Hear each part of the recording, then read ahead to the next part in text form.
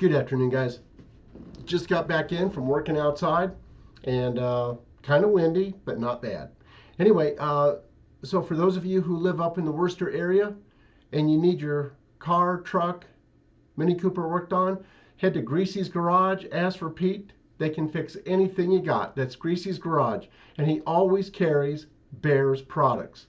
And also, for those of you who would like to learn more about Bears products, call David at 615-854-3057.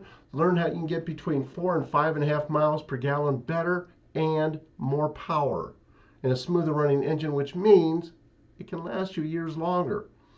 Let's go ahead and remember, you get 10% off for being from the channel. And then for those of you who want a cool t-shirt, sweatshirt, mega blanket, go to libtardtees.com. Okay, let's go ahead and here's a police officer on Gab, and he's letting the police know that, you know, the people are on their side unless you're not on their side. In other words, as long as you, the police, and he's telling the police this, he's a policeman himself, he's saying, look, the people will be with you as long as you're with them. But if you're not with them, then the day will come that they're going to turn on you. And there's a lot more of them than there are of us. So think twice, think long and hard. And I would say that to the police over in the UK and all throughout Europe. Think long and hard before you enforce a bunch of stupid mandates, a bunch of stupid laws that make no sense. Think about it. Moving on to 2 Yemeni men on the FBI terror watch list are apprehended crossing the U.S. southern border. You know, this goes on every day down there on the southern border.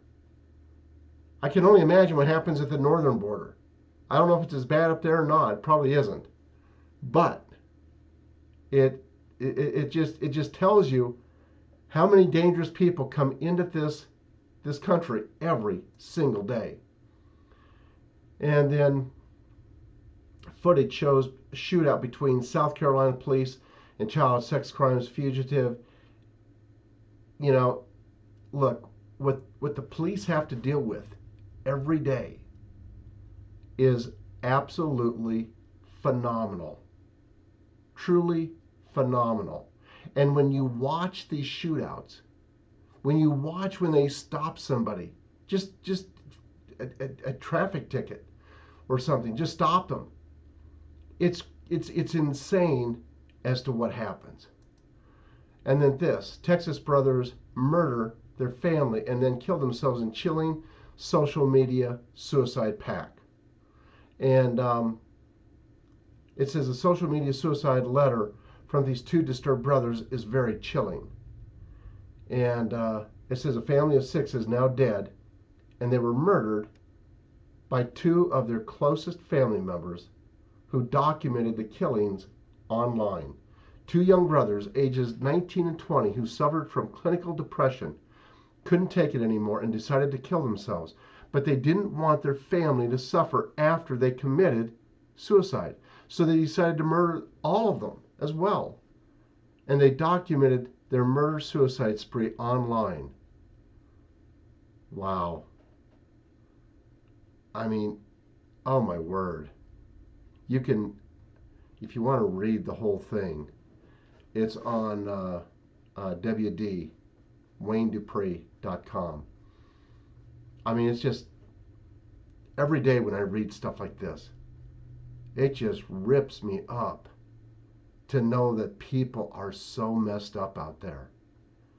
And you have to ask yourself, how much does it have to do with all the lockdowns and everything? How much does it have to do? And then the Seattle students returning to in-person learning are greeted by homeless encampments on campus. School officials demand they remain. It says neighbors told the Post-Millennial that a woman died of an overdose at the encampment at Broadview in February, and that her body lay in the street for hours. They have also reported theft and ongoing drug issues in the community, mostly populated by families and the elderly. This is crazy. Who in the world ever thought that this would ever happen? I mean, my word. You know, you've got dead animals laying all over. I mean, I don't know if they're rats or what they are. But good grief. They look like big old rats, huge rats. This is nuts. This is crazy. The kids, it's hard enough going to school, and then you have to deal with that too? Seriously? And then a video on BitChute that I think you would enjoy. It's called Nasara and Gesara, the full story. And you can find it at Bread and Circuses is the name of the channel. Bread and Circuses.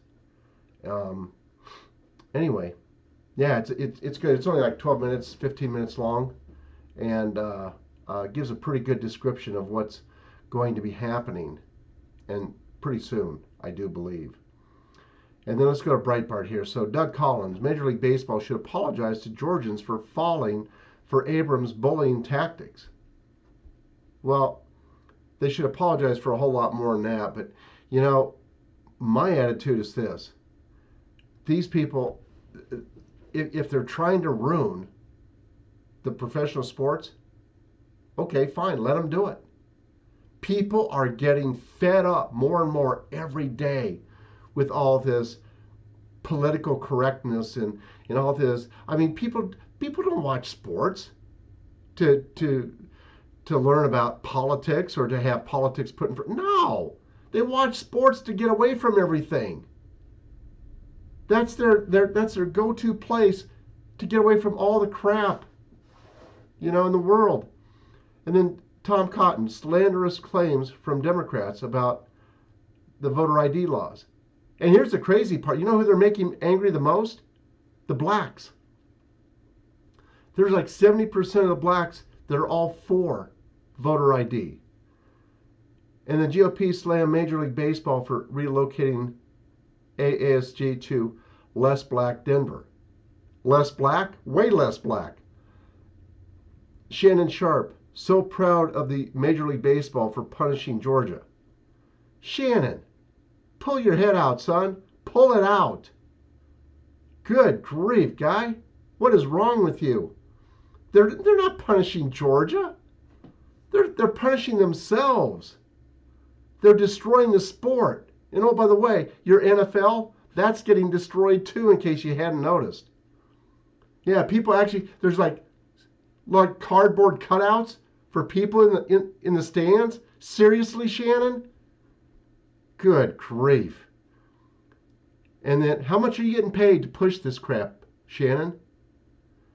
And then poll, majority disagree with Major League Baseball's Georgia boycott. 73% of black voters say voter ID is necessary to a fair and secure election process. Yeah, keep that in mind. 73% of a poll. Yeah, imagine how many more it would be in a secret poll. Anyway, so disgraced 60 Minutes goes dark with debunked DeSantis hoax. Gretchen Whitmer's Blue Michigan tops U.S. daily tally of coronavirus cases. Fauci can't explain downward trend in Texas with relaxed masking and social distancing.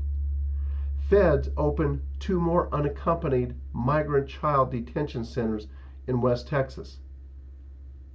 And then Chip Roy, tentacles of Mexican cartels reach into the U.S. And they have for a long time, by the way. It didn't just start. It's been there for a long time.